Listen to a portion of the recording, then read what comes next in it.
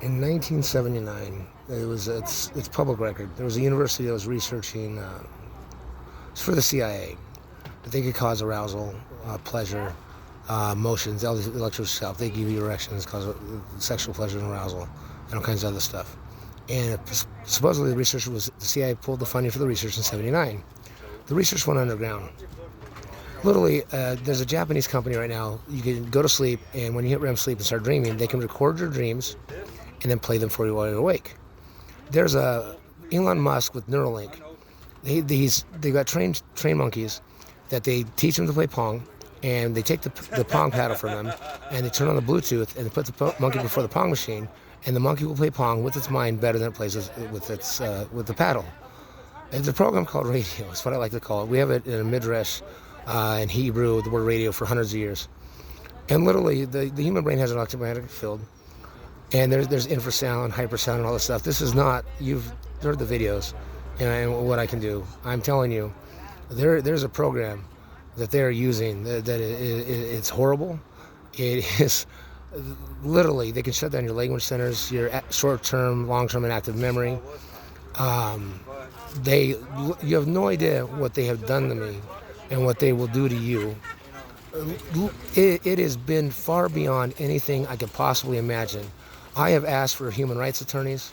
I have been prostrate. I've been threatened. I was threatened once to be shot and have a drop gun put on me.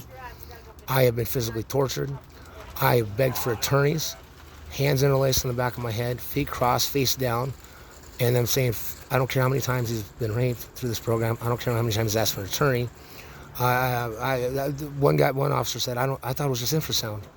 Like a crime against humanity and psychological torture for further investigation and using frequencies and stuff. My hippocampus in 2016, University of Illinois, Chicago, there was no hippocampal damage. And after 4 years of what they've been doing, on the right side of my hippocampus in 2020, St. Joseph, Michigan, the neurologist, there is abnormalities on the right side of my hippocampus. You can ask a university professor. They use infrasound and frequencies, and within a week or two, rats will start to show abnormalities in the hippocampus, in the emotional regions, same regions of the hippocampus that mine are affected in.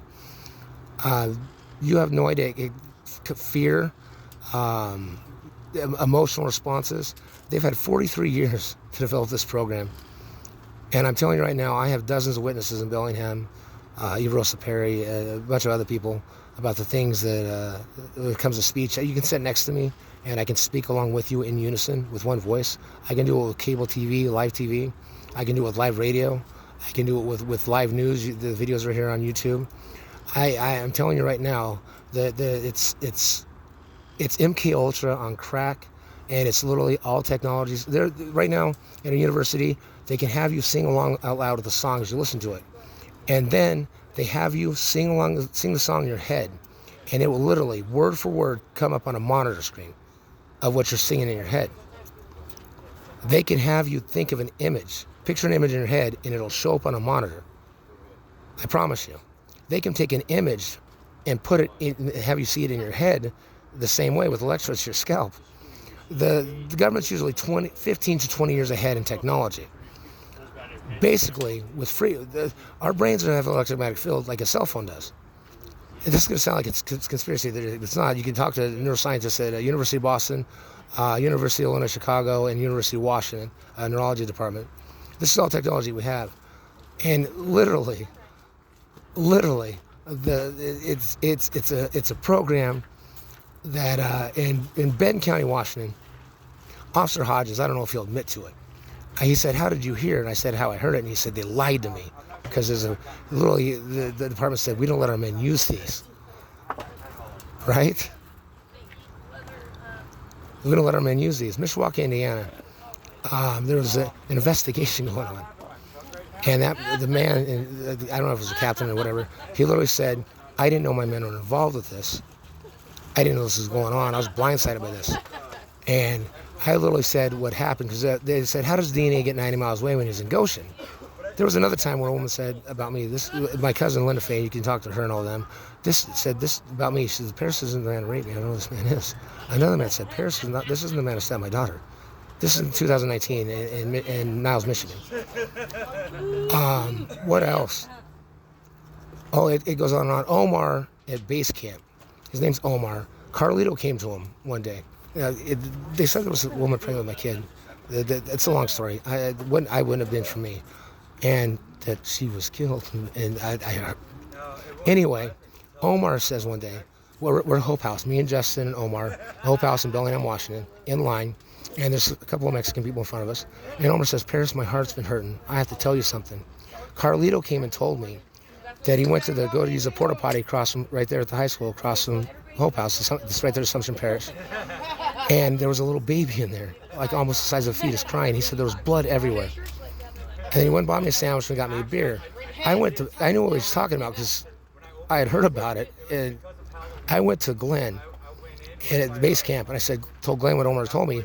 And Glenn said, Omar finally told you? And I told like 4 or 5 more people. And everyone said, Omar finally told you. I'm telling you right now, a man walked up to me in Portland, Oregon. You can probably talk to the employees at 25th Avenue Bottle Shop in 25th and Thurman. I was at the door of the Multnomah County Library. He had a strawberry birthmark on his left cheek, wearing a green trucker cap, Western shirt, Western blue jeans, Western boots, and Western belt. Mexican man. Strawberry birthmark. I mean, big on the left cheek, under the left eye. He walked up to me and said, my friend, someone offered me $1 million to kill you. He turned around, went into 25th Avenue Bottle Shop, bought beer from the clerk. I'm so crazy that I can manifest people that can literally go into a store and buy beer from a clerk. I've tried to get it. I've asked for attorneys. I've contacted the ICC, the UNHCR, the Special Rapporteur. I have contacted for asylum. I've got 6 years of records of contacting over this. I've got tangibles. I've got witnesses. I've got names. I've got dates. And I can't get anybody to help me because these investigators use an investigation where it's a setup where they use this program. And they're using it, which is a crime against humanity, so they can perpetuate a crime against humanity. They literally, in McMinnville, Oregon, I had my neighbor come out on the back porch and yell over the back porch, we're not going to let you frame him. Well, I was outside smoking a cigarette. And I'm like, thank you. I don't even know how you know. I swear to God. I swear to God. I don't know what to do. I'm trying to stop this from happening to your families. And I'm trying to stop this from happening to my people. I'm trying to protect the Torah, our history. I'm suffering for Adonai and our people so they don't have to go through this. And I have given up on everybody but my people, but I worry about your lambs and what they will do to your lambs, your children, with this program.